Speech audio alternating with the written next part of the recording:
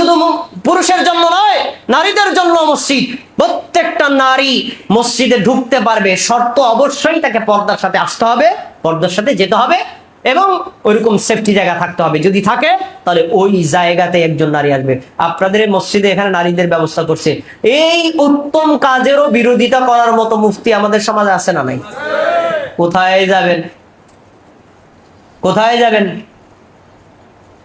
এই হলো আমাদের হালাত। হ্যাঁ, আমাদের সব জায়গায় রোগ, ঔষধ দিব কোথায়? আসুন, এতেকাফের আর একটা বিদআত। এতেকাফ করা সুন্নাত। যিনি ইতিকাফ করবেন তিনি নেকি পাবেন, যিনি ইতিকাফ করবেন না তিনি নেকি থেকে বঞ্চিত হবেন। কিন্তু নেকি পাওয়ার জন্য কাউকে বদলা নিয়ে বসাইলে নেকি পাওয়া যাবে না। আমাদের দেশে বদলা নিয়ে বসায় না, কি বসায়?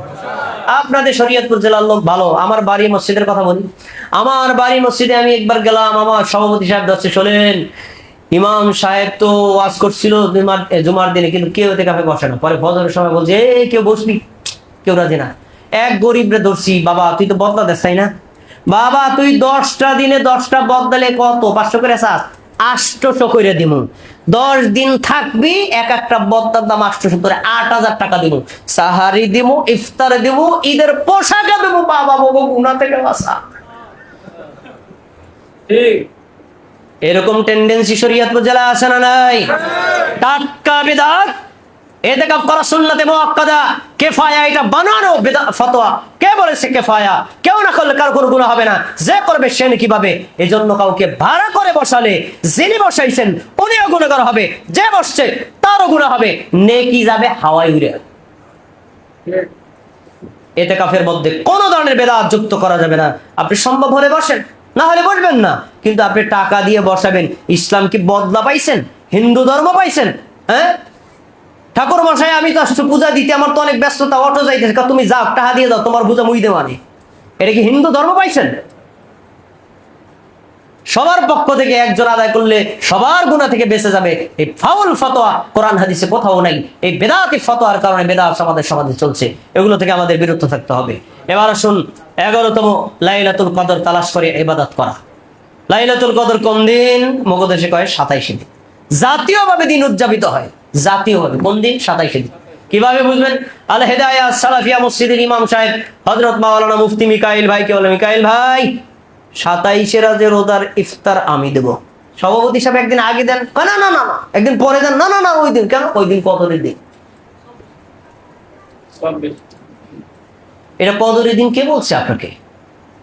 রাসূল সাল্লাল্লাহু আলাইহি ওয়াসাল্লাম 2 ধরনের হাদিস বলেছেন, তোমরা রমজানের শেষ 10-এর মধ্যে লাইলাতুল কদর তালাশ করো। তার মানে জোর বিজোর যে কোনো দিন হতে পারে। তারপরে আরেকটা হাদিস বলছেন, তোমরা বেজর রাতে তালাশ করো। 21, 23, 25, 27, 29 এই 5টা রাতের যে কোনো একটা রাতে হতে পারে। কোন রাতে নবীও জানতেন না। আপনি কেমনে জানেন? আপনি কিভাবে জানেন? 27 রাতেই যে কদর হওয়ার নিশ্চিত না, তা আমাদের নবী নিজের মুখ দিয়ে বলছেন। কেমনে বলছেন? সহিহ বুখারী হাদিস করেন, কিতাবুল ইতিকাফে উল্লেখ করা আছে। আবু সাঈদ খুদরী রাদিয়াল্লাহু তাআলা আনহু বলেন, 20তম দিনে আমাদের নবী বললেন, তোমরা আমার সাথে যারা মাঝের 10 রাতে ইতিকাফ করছিলা, কেউ বেডিং পত্র নিয়ে বাসায় যাবে না, আমার সাথে আবার বসবা। কারণ কদর আমাকে দেখানো হয়েছিল, কিন্তু আমি আবার ভুলে গেছি। তবে একটা জিনিস মনে আছে, ওই রাতে বৃষ্টি হয়েছে, আর বৃষ্টি হওয়ার কারণে আমি কাদামাটির উপর সেজদা দিছি, তোমরা আমার সাথে ইতিকাফে বসে যাও। এক সাহাবীও গেল না, সবাই নবীর সাথে বসে গেল। সবাই বুঝে সাথে বলেন, নবী যদি 20তম দিনে এ কথা বলে, এই দিন চলে যাওয়ার পরে কততম রাত আসে? কততম রাত আসে? 21তম রাত। আবু সাঈদ খুদরী বলছেন, ওই রাতে বৃষ্টি হলো, আর মসজিদের নববী ছিল খেজুর পাতার ছানি, পানি পট্টপ কয়টা গুলো ফ্লোরে পড়লো। আমাদের নবী সিজদা দিলেন, আমরাও সিজদা দিলাম। নবী সাল্লাল্লাহু আলাইহি ওয়াসাল্লাম সিজদা দিয়ে আমাদের দিকে ফিরছেন, দেখলাম তার কপালে কাদা মাটির দাগ আছে। তাহলে ওই বছরে লাইলাতুল কদর ছিল কততম রাতে? তাহলে যদি 27 তারিখে ফিক্সড হয়, নবীর জামান 21তম কেমন হইলো?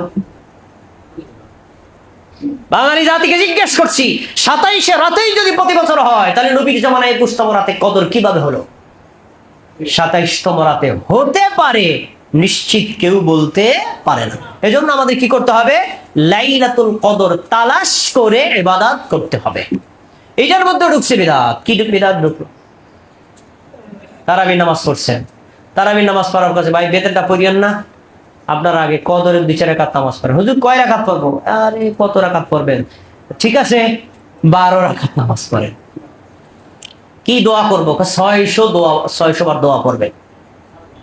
600 বার দোয়া করবে, ভালো কথা। এখন হুজুরে যদি জিজ্ঞেস করা হয় 12 রাকাত নামাজ পড়তে হবে, কোথায় আছে?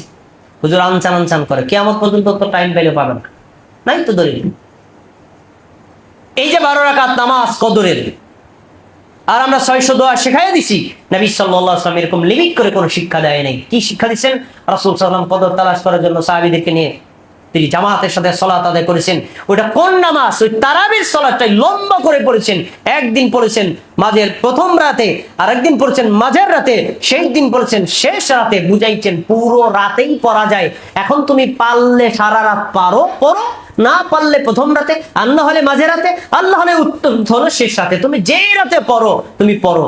কত রাকাত পড়বা? ওই তারাবিটাই পড়বা, ওই তারাবিটাই পড়বা। আর দোয়া নবী একটা শিখাই দিচ্ছেন, কতবার তা উল্লেখ করেন নাই। আল্লাহুম্মা ইন্নাকা আফুউন তুহিব্বুল আফওয়া ফা'ফু আন্নী। আল্লাহ আপনি ক্ষমাশীল, আপনি ক্ষমাকে ভালোবাসেন, তাই আপনি আমাকে ক্ষমা করে দেন। কতবার? আপনি যতবার পড়তে পারেন ততবার।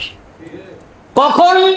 আপনার যখন মন চায় তখন। নামাজের মধ্যে পড়েন, রুকুর মধ্যে রুকুর তাকবীর পড়েন, সাজদার তাকবীর পড়েন, দুই সাজদা থেকে দাঁড়ানো বসার পরে পড়েন, রুকু থেকে দাঁড়ানোর পরে পড়েন, এরপরে সালাম ফিরানোর আগে পড়েন, না নামাজের পরে পড়েন, হাঁটতে হাঁটতে পড়েন, বসে পড়েন, শুয়ে পড়েন, কতবার পড়েন।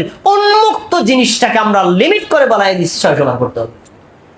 600 বার পড়ার পর বলবো হুজুর ছুটি তো দেওয়ার সময় হয়ে গেছে, কি আর মোনাজাত? এ হলো আমাদের দেশের বেদাতি পদ্ধতি কদর তালাশ করার। এই বেদাতি পদ্ধতিকে বেরিয়ে আসতে হবে। ভাই সময় শেষ, সবশেষ একটা কথা বলে রাখি, রমজান মাসে ক্ষমা না পাওয়া মুসলমানদের জন্য একটা দুর্ভাগ্যের বিষয়। রাসূল সাল্লাল্লাহু আলাইহি ওয়াসাল্লাম বলছেন, রাগিমান ফুরজুলিন দাখালা আলাইহি রমাদান ফানসালাকা ক্বাবলা ইয়াগফির লা। ওই ব্যক্তির নাক ধুলায় মলিন হোক যে ব্যক্তির উপর দিয়ে রমজান মাস আসলো আর গেল, কিন্তু তাকে ক্ষমা করা হলো না। আরে ভাই ক্ষমা করা হবে কেমনে? ক্ষমা চাইছেন কোনোদিন? চান নাই তো। এই জন্য বেশি বেশি তাওবা ইস্তেগফার করতে হবে। ব্যক্তিগতভাবে সালাত আদায় করার পরে অথবা অন্যান্য আমল করার পরে আল্লাহর কাছে হাত তুলে শেষ সাথে অন্য সময় নিজের চোখের পানি ফেলে দিয়ে আল্লাহর কাছে নিজের পাপের জন্য ক্ষমা চাইবেন। শিরকের গুনাহ, কুফরির গুনাহ এবং বেদাতের গুনাহ, কাবীরা গুনাহ, ছোট গুনাহ, সব গুনার জন্য আল্লাহর কাছে তাওবা ইস্তেগফার করবেন। আল্লাহ তাআলা যদি আপনার পাপ ক্ষমা করে দেন, তাহলে রমজান মাস আপনার জন্য সফলভাবে আসবে আর যাবে। আল্লাহ রাব্বুল আলামিন আমাদের সবাইকে এই রমজান মাসের সুন্নাত সম্মত আমলগুলো যথাযথভাবে আদায় করার তৌফিক দান করুন, আমিন। আর এই রমজান মাসের যে সকল বিদআতগুলো আমাদের সমাজে প্রচলিত আছে, বিশেষ করে আলেম ইমাম মুয়াজ্জিনদেরকে এগুলোকে বিরত থাকার আর তার জাতিদেরকে বিরত রাখার তৌফিক দান করুন, আমিন।